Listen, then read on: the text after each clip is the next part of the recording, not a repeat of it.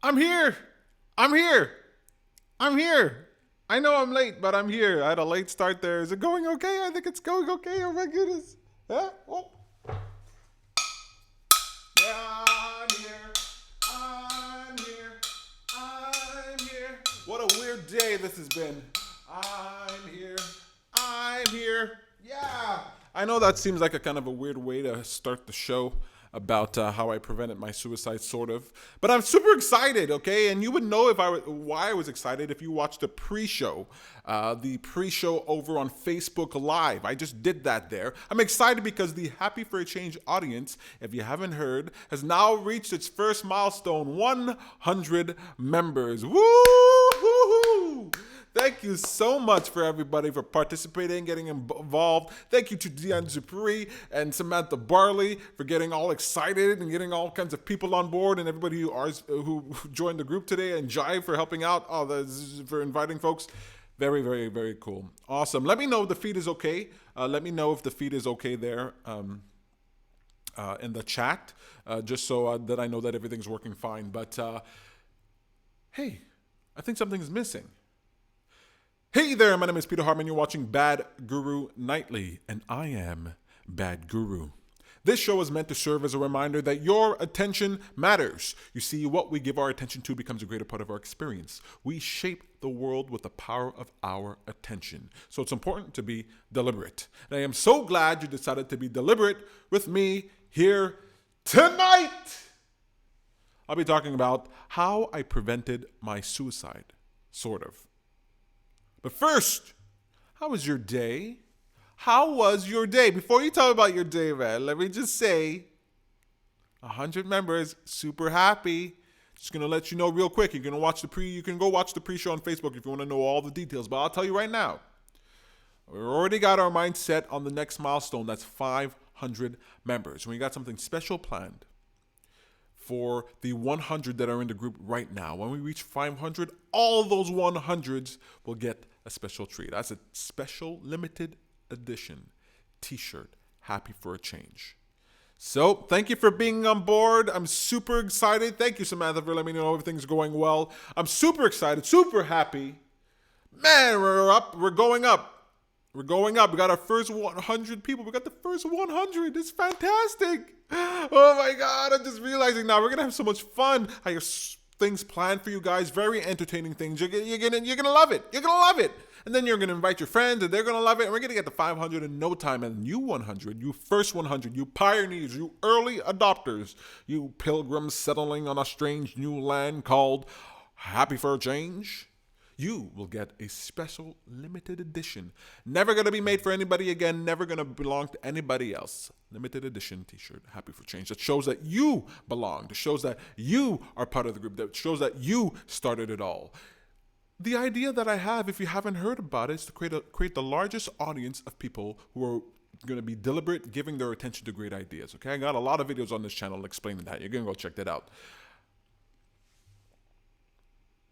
And what I love about this idea is that it makes total sense, for one. And two, you realize once you have it, oh, somebody's going to do this. Someone is going to make this a social network, a network of people who are willing to pay attention to ideas that will change the world. It's going to create a whole new resource, a platform for people, entrepreneurs, people who are building things, people who are creating. They're going to go right to the audience and say, here's the thing that we made. Here's the thing that you want. Here's the thing that's going to help you out. And they won't need millions of dollars or even thousands of dollars in advertising costs. They're going to be able to do it easy. Someone invents something, someone creates something, they're going to bring it right before you, right? It's not Dragon's Den, right? They're not bringing it for you so that you can invest in what they're doing. I mean, I guess they are. But they're bringing it before you because with an audience, a large audience of people, I'm imagining millions of people willing to give their attention to great ideas, they're going to get an explosion of awareness and an attention. And also capital. Yay! It begins. Oh my goodness. You guys have no idea what I have in store for you. You have no idea what I have in store. It's going to be entertaining. It's going to be fun. I can't wait. So we reach 100 members. We're going to reach 500. That's really good. But instead of me telling you about my day, my weird day, how was your day? How was your day? Gosh darn it. I want to know. Write it in the comments. Good day, bad day, great day, terrible day, okay day. It's fine. Whatever day you had is fine, man. Just take a gander at it. Take a long, hard gander at your day and ask yourself, day, how were you today? How were you really? Were you good? Did I feel good? Did I feel human? Did I feel worthy? Did I feel valued? Did I feel love? Did I feel interest? Did I feel excitement? Did I feel scared? Did I feel sad? Did I feel mad? Did I feel disempowered or empowered? Did I feel disempowered or empowered? And how could I have made my day better? How could I felt myself feel more empowered? What could I have done that would have improved my day? Oh my God, that drives me nuts sometimes, just to think about all the things. There's probably 10 things you could have done today that you already know that you could have done today that would have made your day better, you just didn't do. I know I did. 10 things that you knew would make your day better. You just didn't do it. You put something off that you should have taken charge of right away. You took a charge of something right away that you could have put off. You said yes to something when you really meant no. You said no to something when you really meant yes. Or maybe you stayed silent when you should have spoke up. Or you spoke up when you should have stayed silent. Maybe you bought that thing or didn't buy that thing. Maybe you ate that thing or didn't eat that thing. Maybe you walked that way but didn't walk that way. Maybe you drove in that manner or did not drive in that manner. You could have gone left, but you went right. You could have taken the high road, but you took the low road because he deserved it. He deserved it. What kind of day did you got? Let me know. Let me know in the comments. I'm watching. I know you guys are at a delay here, but I'm watching. Write in the comments. I want to know what your day was like. Every single moment of every single day, you have a choice. Think about that. Every single moment of every single day, you have a choice to make a decision that moves you forward, keeps you where you are, or moves you backwards. And you get to choose. Every single moment of every single day, you can choose right now. What am I going to do right now? What am I going to do right now that would improve my day? It ain't over yet. What is it? It's 8:50 p.m. Your day, Eastern Standard Time. Your day ain't done yet. You got any more juice in the tank? You got any more willpower? Can you make a decision that improves your life? I'm all about making decisions that improves my life and the lives of the people I care about, which is all of you guys. My goodness, the greatest thing on this planet is other people. They're also the worst thing. They happen to be both. They actually are. The people are the worst and the best.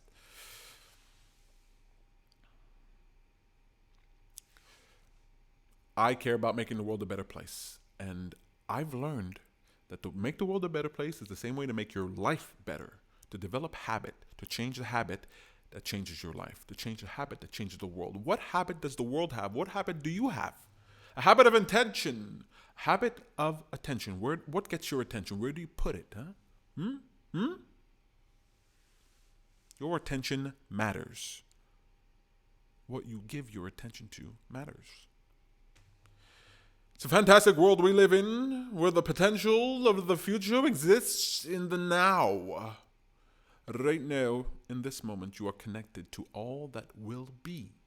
It ain't yet, but you're connected to it, because all that will be born from where you are right now. Oh my goodness, doesn't that just make your head explode? All that comes after us is a consequence of our ripples, our oscillations, our offerings, our behavior, every single one of us. And you might think, oh, me, my ripples, they don't really go that far. I don't really do anything. Nonsense. Your attention matters so much. The future will be shaped by your existence. Just the fact that you exist. How much more could you affect the future if you tried to on purpose? I don't know. You think about it, huh? Keeps me up at night. I hope you had a great day. Failing that, I hope you had a good day. Failing that, I hope you had an okay day. Failing that, I hope you had a bad day. Failing that, I hope you had a terrible day. Above all, I hope you had a day. You're alive on this planet in a day. You have the power to change, power to influence. You can't control the world. I know that. But you can control yourself to some degree. You can influence yourself to some degree. And every time you make that effort to influence yourself, you improve who you are.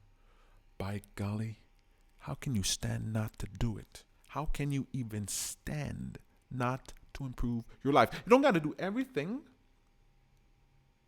Just do one more than you would normally. Come on, you wake up in the morning, you brush your teeth, you shower, you get dressed in clean clothes, you eat food, and you drive on the roads, and you obey the laws, and then you try to do right by your coworkers, and you try to do your job very well, and then you try to take care of your family and your kids. You do all kinds of things every day in order to maintain or improve your life. I know that. But there's one more thing you could be doing that if you did that one more thing would have a dramatic impact on your life, on your day. One more habit that you could add. I know it's asking a lot. It ain't right. Don't I do enough? Don't I do enough? Why I gotta do every gosh darn thing, huh? One more thing that you could be doing that would create a big, big change in your life. What if I learned another language? Oh, ça sonne bien. J'aimerais bien ça, parler une autre langue. Des possibilités, si je pouvais parler une autre langue. I wish I could speak Spanish. No comprende. No habla español. No poquito, no sé. What if you learned another language? I want to learn another language. I want to learn Spanish. Because I want to go to the United States. And you got to go to the States if you want to do some work there. You probably want to learn how to speak Spanish. Just like French here in Quebec. Au Québec ici, je me souviens. You can learn a language. You can learn a new skill. You can just do a bit of exercise. You could walk. If you don't walk and then you start walking every day regularly, your life is different. You could just go to bed, a little bit earlier, an hour, 2 hours earlier. Come on, man. There are things that you could do. One thing that you could do that would dramatically improve your life. There's that person you've been meaning to talk to that you haven't talked to yet. And if you talk to that person, your whole life could change. There's a job that you didn't apply for that you could be applying for. You get that job, it changes your life. There is a service that you could try that if you try could save your life. I tried a service, not save your life, change your life. I tried a service called goodfoods.ca. Website's called makegoodfoods.ca. Goodfoods.ca, it's a food delivery subscription service. They deliver food to your house, fresh produce, packaged and wrapped, everything with a recipe and all that stuff. I'm releasing a video about it soon. You can Google it as well. And when I opened up that box and made the recipe that was in that box, I was shocked, I tell you. But how simple it was, easy it was, straightforward it was. Here I thought it was easier to just go and buy some food at a fast food place. Turns out making your food, not that hard, tastes 10 times better. I didn't know that until I tried the food subscription box. They were offering free box. 3 free boxes. You can get that right now. You can get that tonight. 3 free boxes. And you had that experience of making your own food. Boom, changes your life. Oh, so interesting. Oh my God, I'm 15 minutes here and I ain't even gotten to the topic of the show, man. Oh my goodness, what's going on? The title of the show is about suicide, and today's Suicide Prevention Day. I kind of have it in my heart to just sort of encourage people today, to tell you, maybe you're somebody who's considered suicide, you're suicidal or something, I wanted to let you know right off the bat what you could do in order to affect your life. Come on, you can do it. Try it. It's no cost to you to really try it. You fail, only you'll know about it, so try it. Buy that instrument and try to learn how to play the guitar. You know what I mean? Change things up. Learn how to do that dance. Change things up. You know what? Come on. You get it. You get what I'm saying. On to the show. I hope you had a really great day, by the way. All that to say, hope you had a great day. How I prevented my suicide, sort of. All right.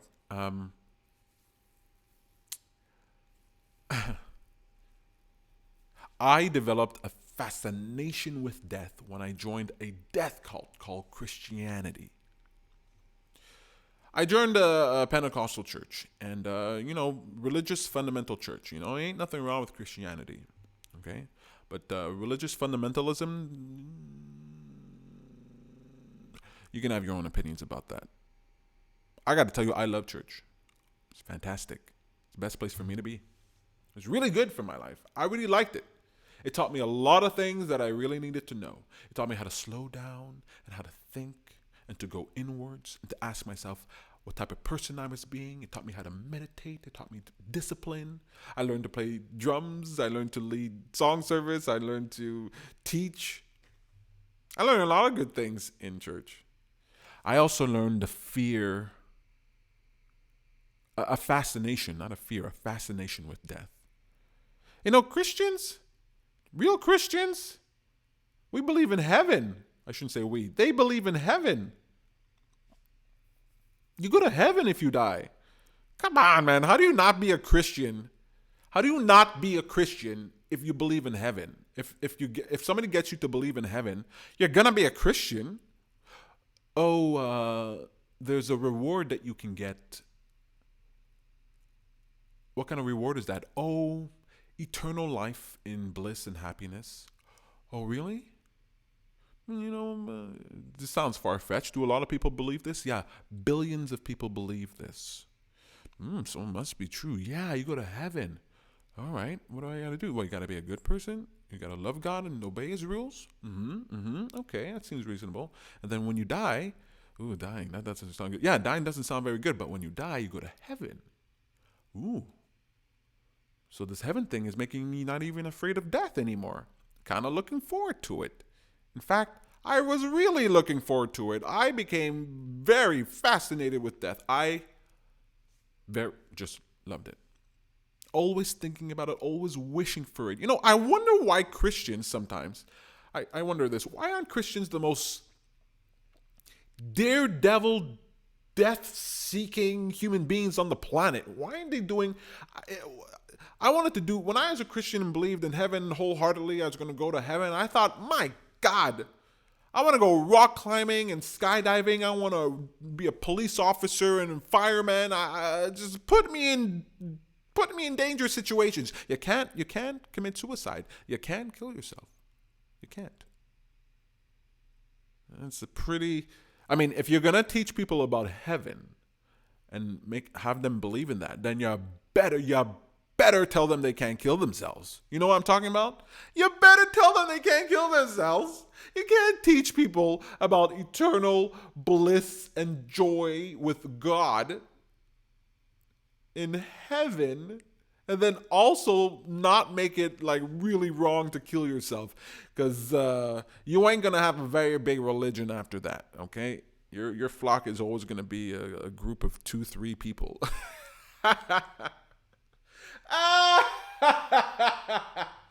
You're not going to have very many people in your congregation if they believe in heaven wholeheartedly and also are allowed to kill themselves, okay?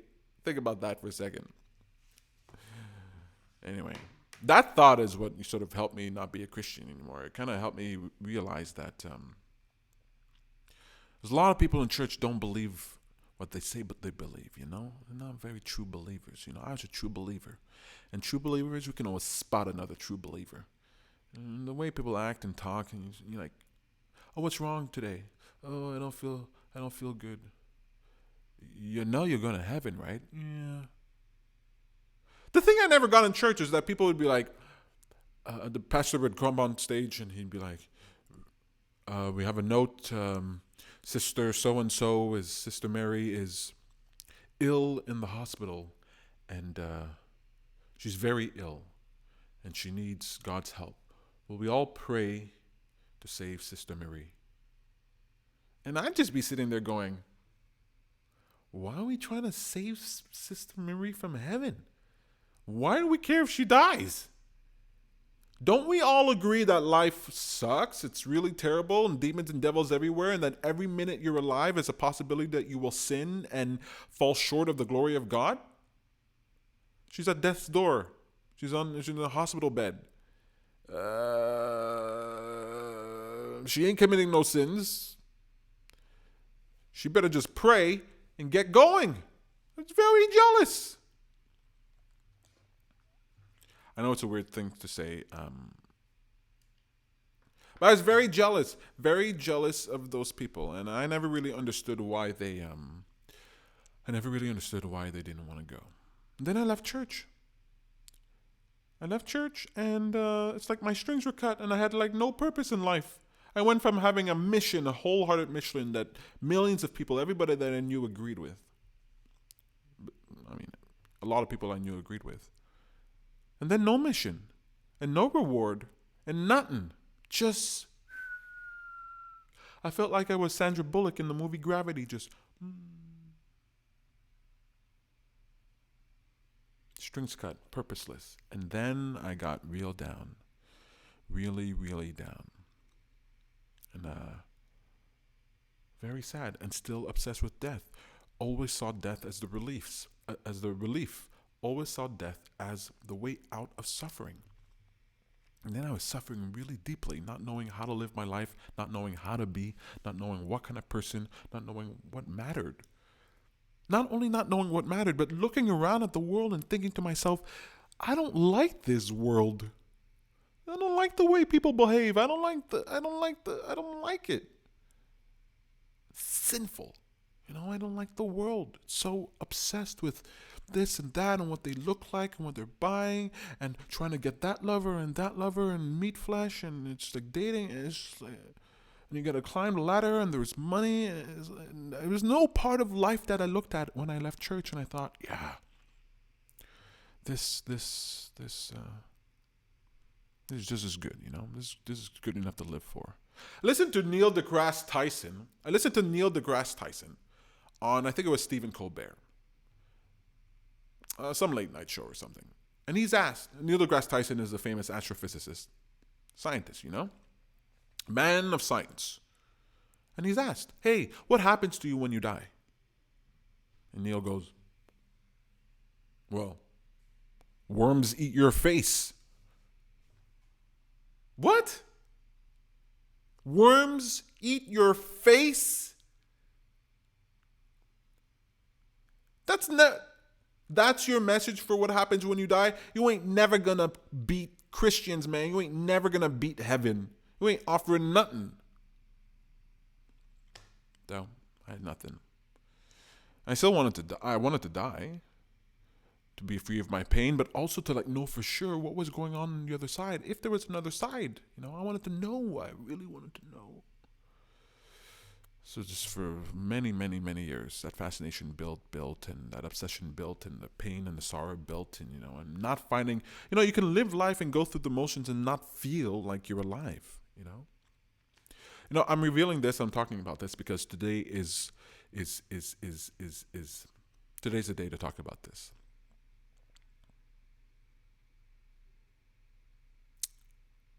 What was the name of that hashtag? I'm looking for the hashtag. World Suicide Prevention Day. I want to get the right hashtag. Buddy, why did you forget it? Your mind went blank all of a sudden, huh? Your mind went blank all of a sudden. I know where it is. I wrote it here somewhere. All right, this is embarrassing, but anyway, it'll come to me.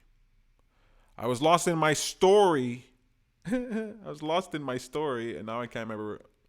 You know what? Let's check it up. You can find this stuff out on Twitter, by the way. World Suicide Prevention. There we go.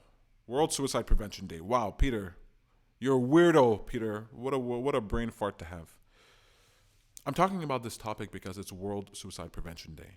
I'm going to just edit that out. I'm going to edit that part out. Thank you, Sam. World Suicide Prevention Day.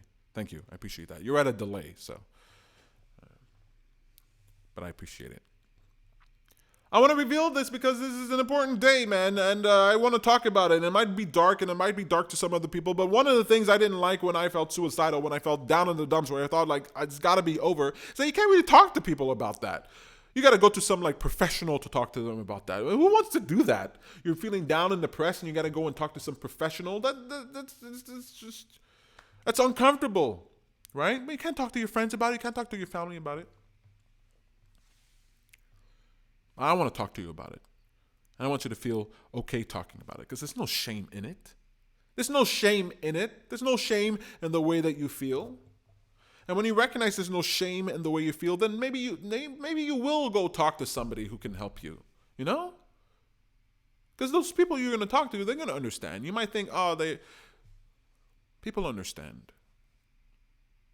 They can. It's a weird world to live in. It's a crappy world to live in at times. Many times I think. It's hard, especially without a purpose, right? Without a purpose, without a reason to wake up in the morning. You ever just you probably have. You wake up in the morning, your eyes open, or your alarm clock goes off, your eyes open, you think, another day. Another one, right? I know how you feel. I totally get it. I felt that way and worse. I can't talk about the worst part of it, Don't want to get too dark here, but I know what it feels like to think yourself, there's nothing in life worth living for. Nothing in life worth living for.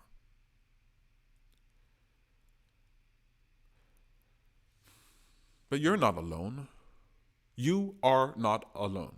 First of all, there are many other people who feel the way you feel. I felt the way you felt. You were not alone. And when you think about that, it's kind of strange to think about because you're thinking about depressed, suicidal people. When you think about that, individually, it's a sad story. But together, when you think about them together, you recognize extremely important, significant group of people. A group of people, might be millions of people worldwide who feel suicidal. Millions. They have power. They feel like their life has no purpose. There's a way for them to get purpose. If they connect and unite, not individually one-to-one, but in a network, they can use the power of their attention. They can use their will. They can use their focus to affect change in the world. Look, people at a company, they unionize, but because they come together and they speak with one voice, they have power. Right? You have a group of people who have a badge and a gun and training and uniform. They come together. They have power because they're unified. You have a team who are playing a sport, basketball, football, and they all put on the same uniform and they all sing with the same tune and they all move with a unified effort and they become valuable, more valuable, because they're unified together. In the past, if I was talking to you 100 years ago, I'd say, I'm very sorry that you feel the way you feel, and I know I've been there before, but what can we do about it? You got to press on. If I could even find my way to seeing something like that. But today, with the internet, you're not alone. You're really not alone. You're connected to other people. There are other people who feel despondent, down, depressed, dejected, just the way you feel. They feel like it's over. They want to off themselves. It's done just the way you feel. Just the way I felt. There are others. What if we came together? If we came together, could we find purpose? Could we find a way to affect the world that would then affect ourselves? Make us feel valuable. Make us feel like life is worth living. Make us feel our own power. If we came together, can you think about that? Can you imagine? I always dreamt of, and I had this desire. It's still on the back burner. I haven't done it because it's kind of morbid, but just a social network, a group of people together who feel suicidal. Not to encourage each other to go and do anything drastic. That's not what I'm talking about. But to come together and say, hey, you know what? If we come together, can we find purpose together? Can we do something together? And I think the first step in alleviating the disempowerment, the pain that you feel when you're feeling suicidal is to feel like you're not alone. So why isn't there a social network? Why isn't there a Facebook for people who are suicidal? Why isn't there a place for people who are suicidal? Where's that thing? I mean, maybe there is something on Reddit. I mean, everything's on Reddit.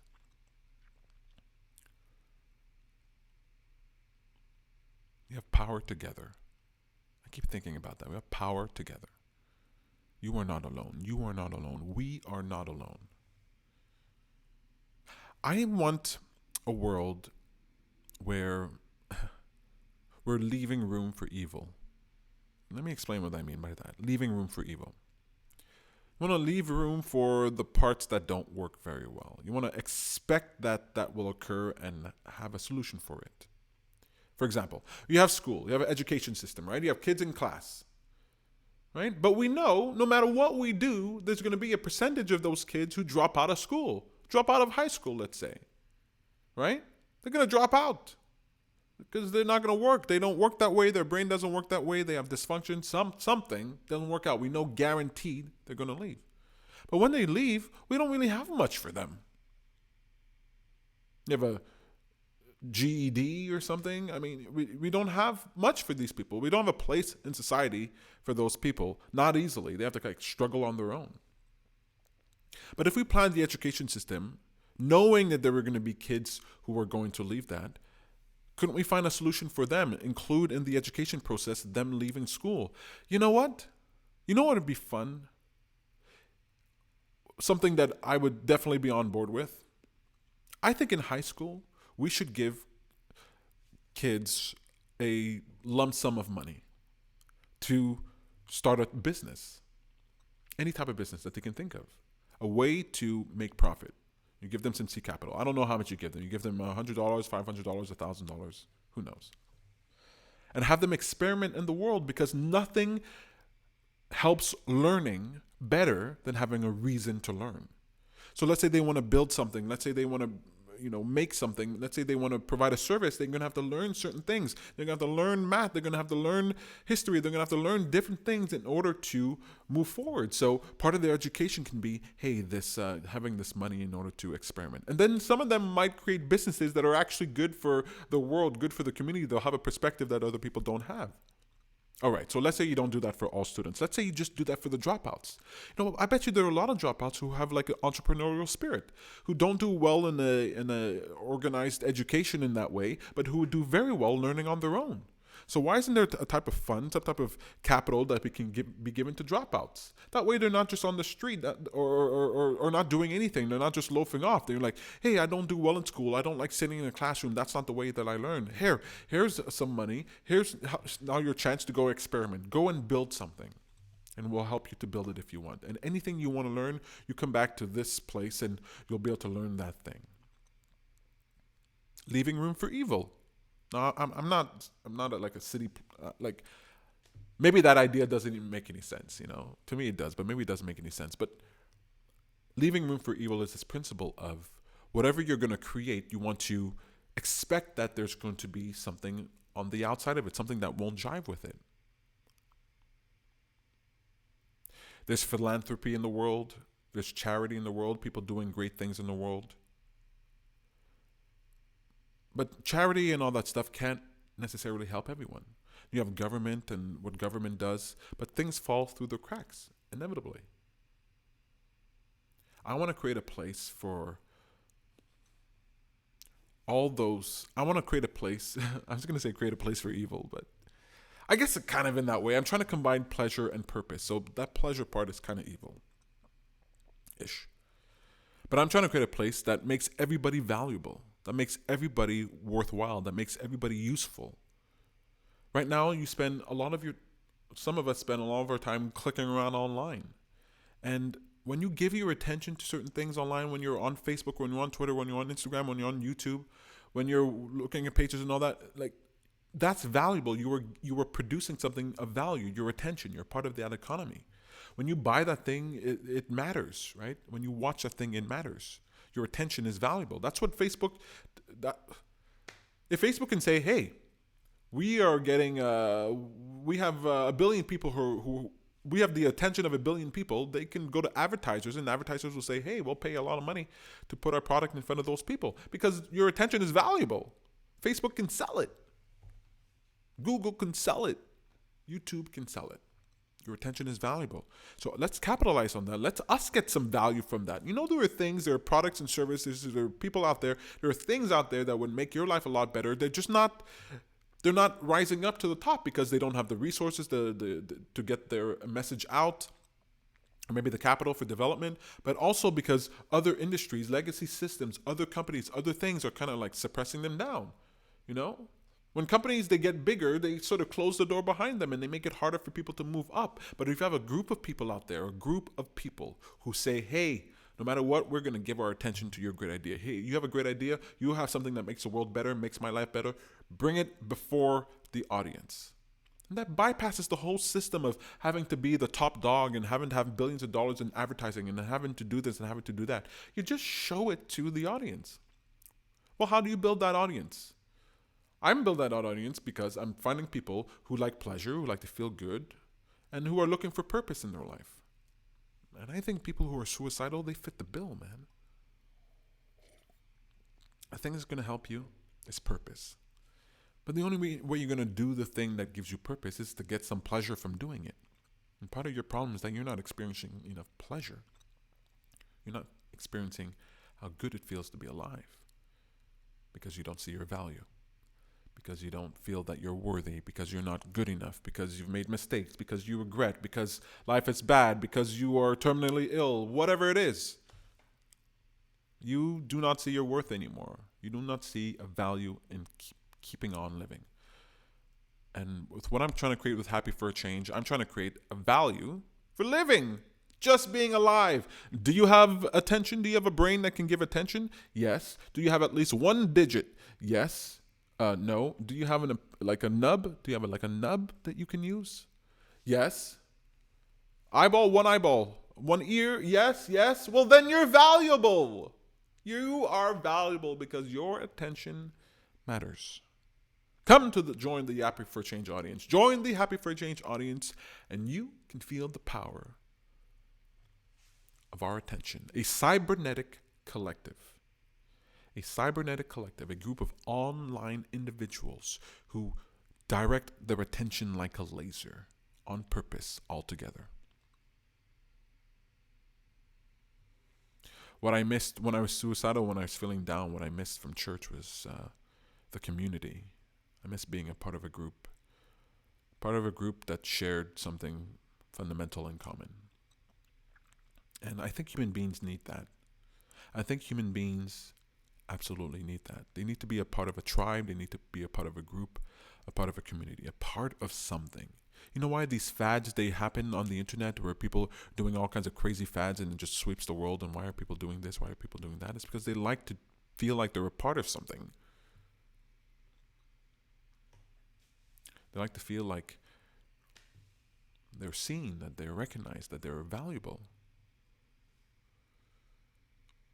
But without church, people are going to church less and less, and people are finding community less and less, and more people, which kind of makes us feel more and more isolated. If you're living in a town of a tribe of 150 people, you're gonna know everybody. It's gonna feel like home.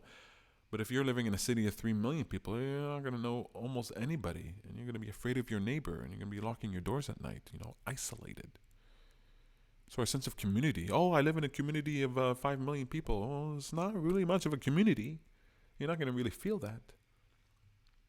So there's a problem with numbers, Without church and without the things that we do, some of us find community, right? We get a sport, we get into a club, right? But a lot of people, they don't feel that way. They don't feel like they're a part of something. I think it's necessary for our health, for our mental well-being. I think you're designed to be a part of something. How are we going to be a part of something when there's 7.7 billion of us on this planet? We're all gonna have to individually find something. I mean, why isn't there something for everyone? Huh?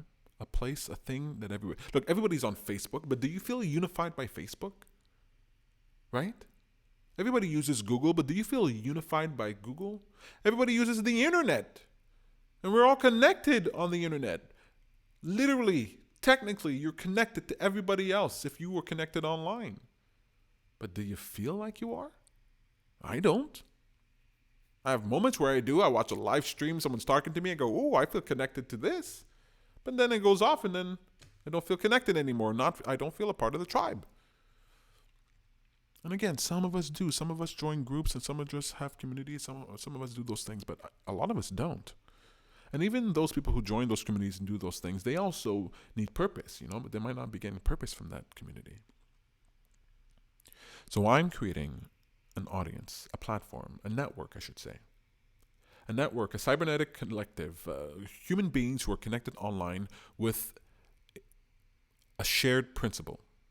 And this principle, it doesn't matter what religion you are, it doesn't matter what gender you are, it don't matter what race you are, it don't matter if you're nothing. It don't matter at all. All that matters is that you're willing to give your attention.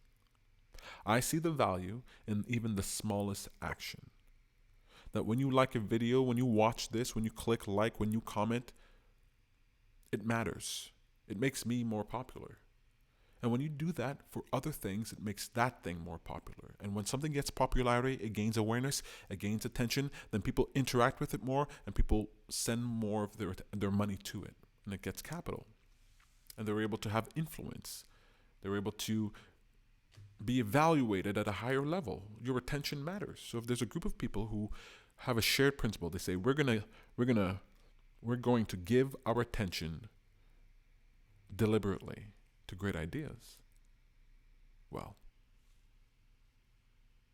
that's something we can all get behind, as long as we agree on the idea. And then we can get that idea done. That idea takes root, and then it survives, and it thrives, and it changes the world. And we go, we did that. That's what the people who support Tesla feel. They feel like we're changing the world, right? That's what people who are in political campaigns and they support a political candidate, they feel like, oh, we're changing the world. It matters which president we pick. It matters which prime minister we pick. It matters what company we support. It matters. Even Apple fanboys, we're changing the world. Apple devices change the world. And we're going to have that feeling too. We're going to have the feeling of changing the world. All of us.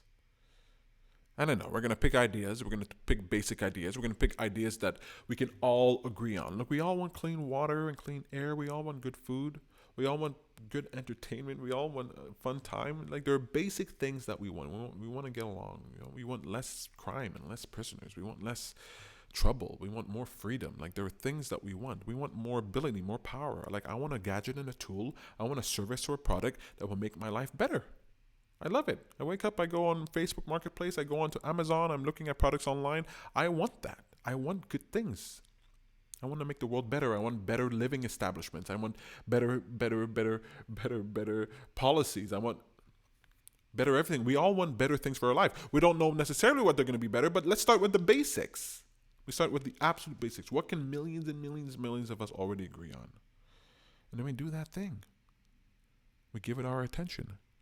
And then we get more of it.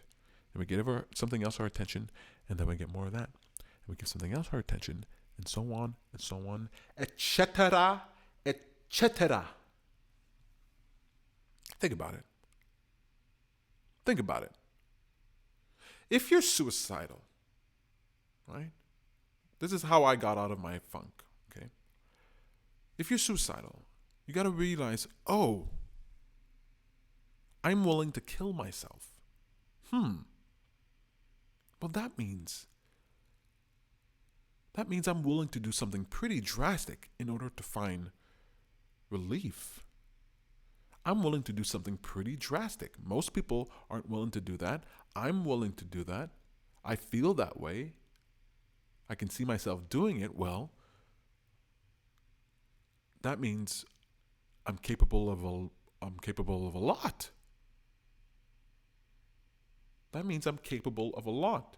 When I realized that I was willing to kill myself, I realized, oh my God, if I'm willing to do that, then I'm damn well willing to do the other thing. I said, I can't live in this world. I cannot live in the world the way it is. So I'm going to change it completely. But that's impossible, Peter. Yeah, probably. But what else am I going to do? Can't live on this planet the way it is. I might as well do the biggest thing. That's why I love people who are suicidal. They're willing to do the hard thing. As a motivational speaker and as a teacher, when I talk to people who are suicidal, when I talk to people who are at the end of their rope, I'm talking to people that when I suggest something, they do that thing. As long as they perceive it as being of value, they do that thing. Because it's either that or die. And they don't really want to die. I don't think anybody who commits suicide actually wants to die. They'd rather live, but they just can't stand life. And I know what it's like to not stand life. So I told myself, well, if I'm going to live, if I'm not going to kill myself, if I'm going to live on this planet, I'm going to do the only thing that makes it bearable, and that's changing the whole thing. And I'm going to die in the attempt of doing it. I'm willing to die anyway. It's a pretty great way to die, trying to change the world. When I started Happy for a Change, I wanted to be actually on. I wanted it to be for people who felt suicidal. That's what I wanted.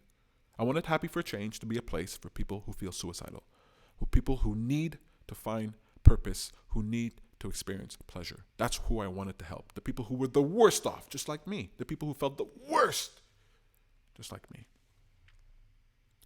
And I decided, for the benefit of those people who felt that way, that the bigger the audience was, the better it would be for them, Didn't want to get just a few thousand people together. I wanted to get millions and millions of people together, maybe even more. So I had to open it up. But deep in my heart, the people who I'm fighting for are the people who woke up with tears in their eyes, who went to sleep with tears in their eyes, who had trouble just breathing because they felt like they were just contributing to their own suffering by allowing themselves to live. I want to help those people. And today, World Suicide Prevention Day, I want to present something to you, if you feel that way. Join the Happy for a Change audience. I'm going to make it my job, my mission, in order to bring you pleasure and purpose, in order to allow you to find that. And it's not me giving it to you. I'll give you the pleasure part, hopefully, some of it. But you'll give it to yourself by uniting, by connecting. I want to know the number of people who want the world to be much more different, right? As different as you want it to be. I want to know the number of people who feel the way you do to any degree, who want things to be better, and who are willing to do something small to get it done. You're willing to do something big. But if I can find people who are willing to do something small as well, get those people together, then we're not alone. The people who are down in a funk, they feel connected to the people who are feeling better in life. And the people who are better in life, well, they're feeling much better because they're having more purpose in their life. And we all go on our merry way, shaping the world. You're going to wake up in the morning, what am I giving my attention today? What am I going to give my attention to today?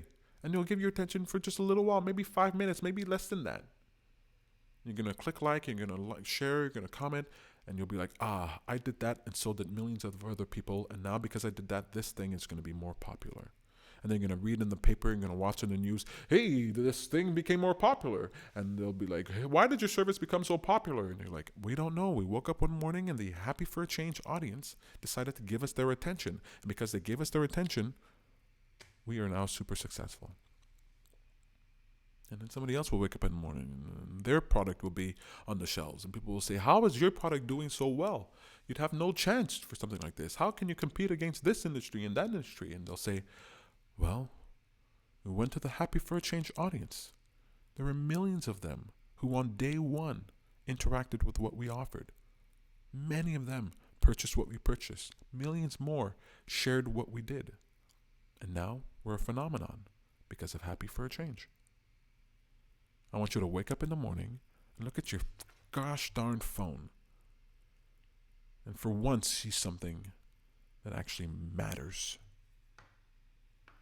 See something that makes a difference.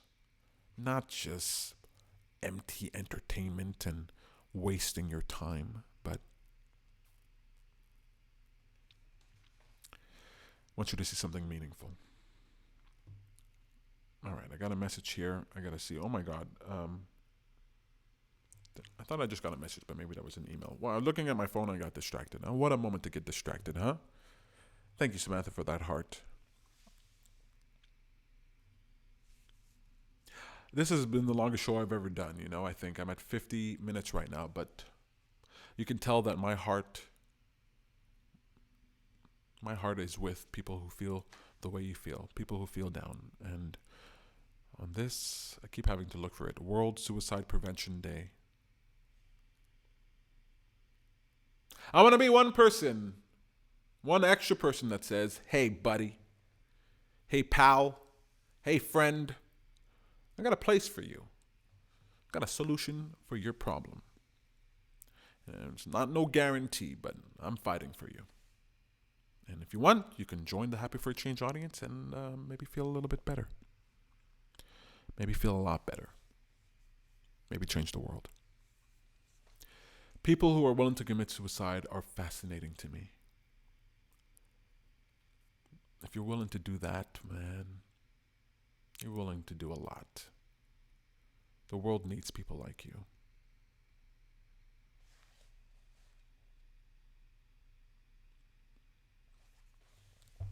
My name is Peter Hartman. You're watching Bad Guru Nightly, and I am Bad Guru. Have a nice night. I'll see you tomorrow. Hopefully, right? Oh, that's a poor taste. That joke tastes bad in my mouth. Hopefully, we'll see you tomorrow. Hopefully, be there tomorrow.